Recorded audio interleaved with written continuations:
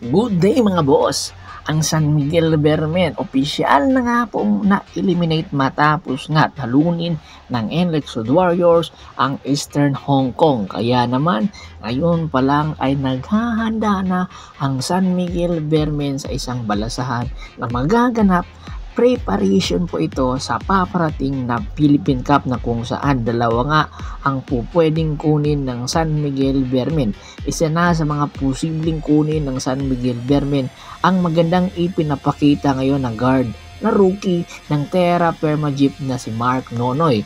Ipinakita talaga ni Mark Nonoy ang kanyang potensyal sa huling laban ng Terra Firma Jeep kontra sa Tropang Giga na kung saan tinambakan nga ng Terra Firma Jeep ang Tropang Giga. Bibihira lang po itong mangyari dahil na rin ito sa performance na ipinakita ni Mark Nonoy. Nakita na ng San Miguel Bermen ang potensyal ng batang ito. Hindi lang pala ito basta-basta defender, kundi two-way player at po pwedeng pumutok anytime na pwede nilang itandem kay CJ Perez at kay Wami Johnson na ngayon ay nasa San Miguel Bermen. Sa pag-usbong nga at pag-angat ng kumpiyansa nitong si Mark Nonoy sa Terra Firma Jeep ay marami agad ang nagka-interes sa kanya. Sa katunayan nga, noong nasa UST pa ito sa ilalim ni Coach Aldin Ayo ay nakitaan na ito ng potensyal. Nang lumipat sa Lasal ay naging pangalawang or bench players lang ito, pero nakikita natin na pupwede itong maging superstar si Mark Nonoy.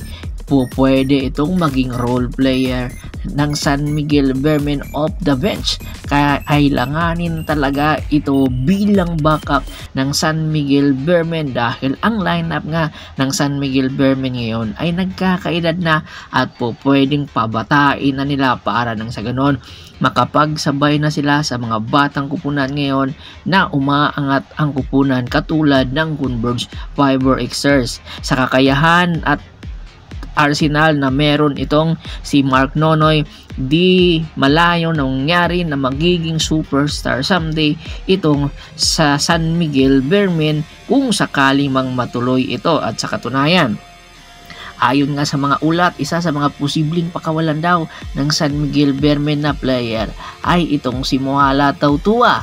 Si Moala Tautua ay unti-unti nang nagkakaedad at bumabagal na at nakikita natin ang potensyal na hindi na malayong ilang taon na lang itong mamamalagi sa PBA. Sa ilalim ni Junmar Fajardo ay bumaba ang kanyang kalidad dahil nagiging backup player lamang ito ni Junmar Fajardo. Noong nasa Northport Batang Pier pa itong si Moala Tautua ay nakitaan natin na potensyal ng pag-angat ng kanyang mga abilidad. Kanya lang ay hindi na nga tumagal dahil na-trade na agad ito sa San Miguel Bermen.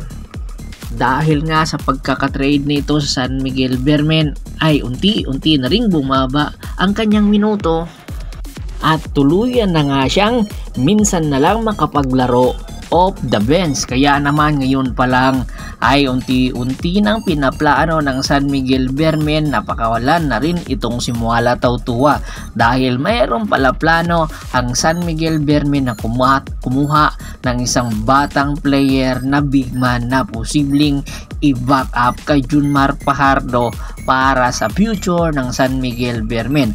Ayon nga sa mga ulat, itong big man na ito ay posible anytime ay magkakaroon ng playing time kay Coach Leo Austria. Unti-unti daw itong ititrain hanggat maaga pa dahil na rin nakikitaan na rin ito ng potensyal na maging superstar.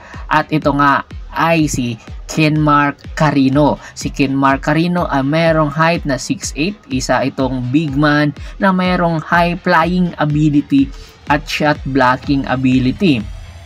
Kung ikukumpara mo itong si Kenmark Carino kay Moala Tautua ay malayo po ang kalidad dahil nga itong si Kenmark Carino malaki ang posibilidad na ito ang magiging number 1 defender ng San Miguel Bermen at shot blocker.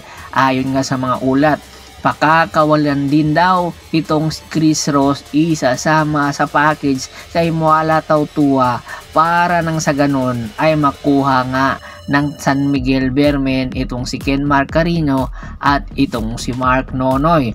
Sa pagbabalik nga ni Coach Leo Austria sa San Miguel Beermen ay isa sa mga nagkakalat ngayon ng mga rumors na ito pa lang si Chris Ross ay siya ang number 1 na nagpatalsik or gumawa ng paraan para patalsikin itong si Coach Leo Austria na bangging head coach. Pero sa pagbabalik din ni Coach Leo Austria, isa sa mga plano neto ay patalsikin din itong si Chris Ross, lalong lalo na nagkakaedad na rin at limited minutes na lang ang ibinibigay ng San Miguel at ng coaching staff at ni Coach Leo Austria sa kanya.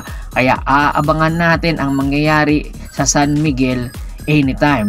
Bago pa man natin tapusin ang ating kwentuhan, shoutout muna tayo sa ating mga solid na followers kay Kagawad Kat sa kinudukusin ng Hagonoy Bulacan, Anthony Lucky Alon, Ronald Bersobidad, Jan David Golapa, Yornel Belches, Yunel Alicante, Michael Rosalado, Dennis Rosalado, Telemart Pangilinan, Michael Pangilinan at Ryan Pangilinan. Marami pong salamat sa walang sawa niyong pagsuporta. Pakibisita na rin po ng Facebook fanpage ko na Pulgoso, Hapres PH, Boss Thor at Boss Idol para sa mga sports happening. Marami pong salamat.